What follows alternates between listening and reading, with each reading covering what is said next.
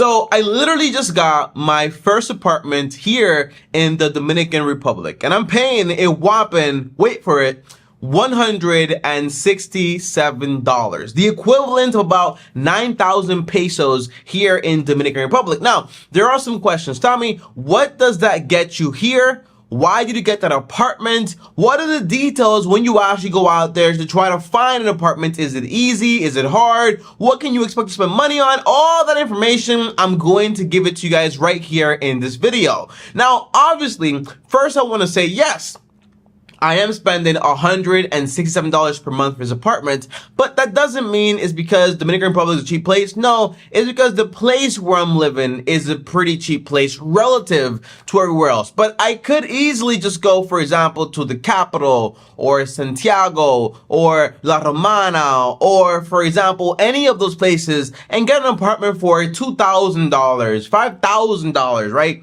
Very expensive stuff. But for me, it's all about what you care about and where you actually want to live and why. And by the way, at the end of this video, I'll tell you exactly how long I plan on staying in this apartment. If you're looking for an apartment here in the Dominican Republic, I don't know why I talk so fast sometimes, but if you're looking for an apartment here in the Dominican Republic, check the description right under the like button. This way you know exactly all the details you actually need to take care of before you start looking. Now, first of all, what does $167 actually get you here in Dominican Republic? So I want to show you guys exactly the apartment I actually got, okay? It is a 2-bedroom, 1-bath apartment.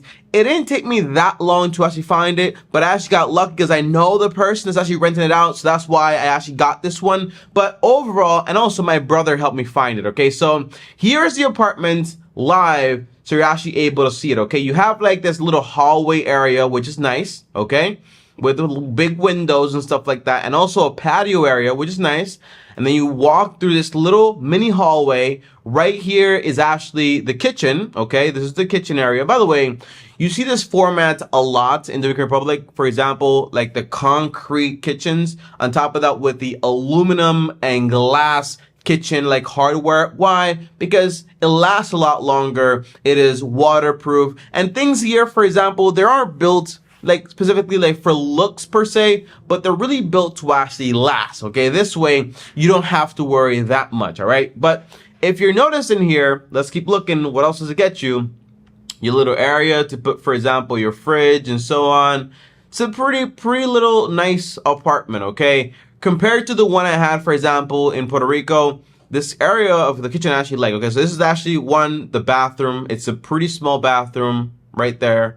Little area right there. There's like this little stick here. They put it there just to cover it up, but it's fine.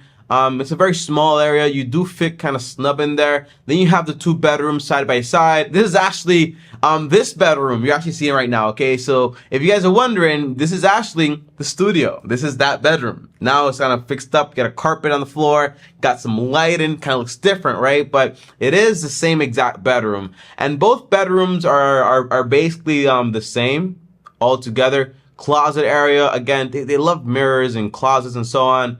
Cool stuff. Cool space for the closet. And then you have a top area right here.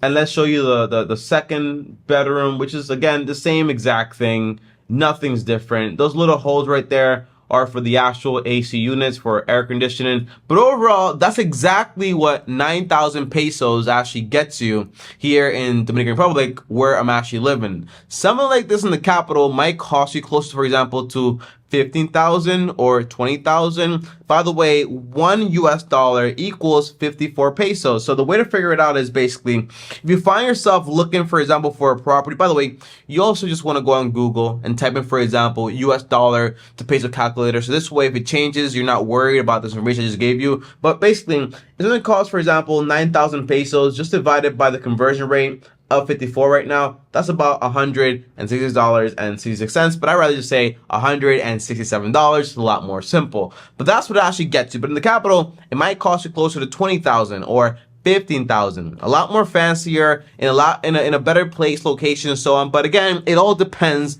on what you care about and why you're renting and where you actually want to live. Now, number 2. The question is, Tommy, how was it actually finding an apartment? Well, finding an apartment with a lawyer, or for example an agent per se, it's a little difficult, okay, because you don't have, for example, like a Zillow or like an apartments.com here. In reality, you don't really have that. So the best way to actually do it is, for example, you check, for example, Remax. They're actually pretty good here. And you also check, for example, Facebook Marketplace. And you also just check around when you're driving to see locations that actually have apartments for rent, and you call those numbers. Now, there are some third parties here, which I'm not a big fan of. Third party in the sense, for example, not actually trying to find the apartment, but people that actually try to rent you the apartment, okay? So you have three layers here, okay? You have, for example, the owner, the landlord, the person that actually owns the property that actually wants to rent it. Then you also have, for example, their lawyer, which is going to do the whole contract. And then you have, for example, the person that's actually looking for properties and actually trying to find people to rent it to. Three layers here. And in reality, automatically, you know, for example, for the landlord, you got to give them, for example, 1 month's rent, okay? That's 1 month's rent. The lawyer and the other person might need also 1 month's rent each. So you might be stuck paying, for example, 3 months rent and only having, for example, 1 month's deposit, okay? And in reality, because these people only charge a one-time fee for 1 month, by the way, you could negotiate this potentially, but in reality, because that's what their fee is, they're gonna try to get the highest rent possible. And I saw this, okay? So when I was actually looking for apartments here, I searched, for example, in the city area first, and it was like 15,000, 20,000. Again, 15,000 is more like, for example, like almost like $300, and then 20,000 is like $400. And when I found those apartments, I was like, yo, it's so expensive. Why? And they were like, no, it's what it is, okay? And then I kind of find out that basically the landlord is willing to take like 15,000 for instead of 20,000, but because those people get paid a one-time fee, they just want to charge me as much as possible so it can basically make money up front. And then obviously the landlord is not going to complain. So a lot of the times it's better to negotiate directly with the landlord once you get the number, or for example, negotiate right there. So one thing is, you never have to be like scared to say, well, I'm going to lose this apartment. No, like the competition is not that stiff, but you have to be willing to negotiate here, because if you don't negotiate, you will end up losing. Everything here is a negotiation. That's one thing I learned. Okay. You want 20,000 or $400? How about 300? How about 275? Okay. And then from there, you actually work up to the price you actually want to land. But 9,000, I was not able to negotiate those whatsoever because it was just a good price. The person just left, and the person that's actually renting this apartment doesn't need the money either. So those are the worst people, because in reality, they don't need the money. So they just basically do whatever they want to do. Now, here's a personal question I actually want to answer, because one cool thing about making YouTube videos is basically you get to see my whole process and see exactly where I started, now where I am. Last year, I bought a home I paid cash for. I was paying $0 in rent. Before that, I had an apartment. Before that, I had another apartment, which I got scammed on. And before that, I was basically with my mom in New York. So now you see me here in Dominican Republic, living in this apartment. Now, obviously, this apartment is temporary because the place where I'm living, it's a local area. It's a nice area. My family is around here, which is great.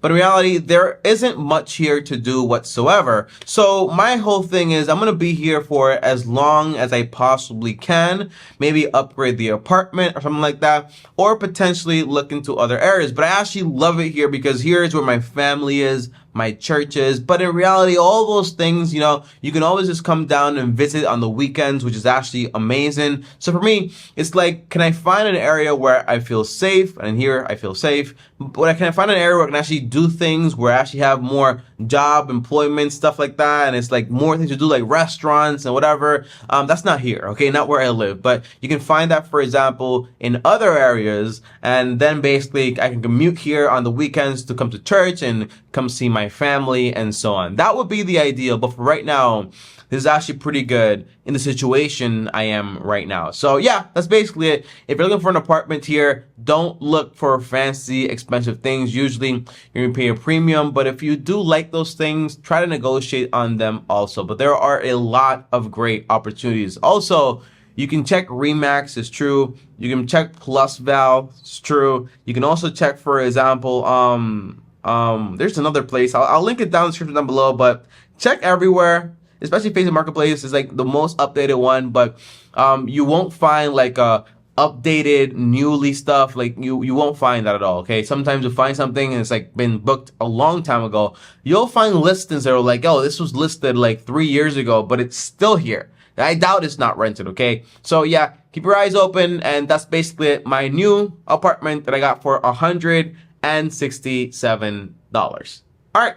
Thanks for watching. Like, subscribe, hit the bell to get notified. Up here is another video. Over here is my face. Please subscribe. And as always, long-term team officially out.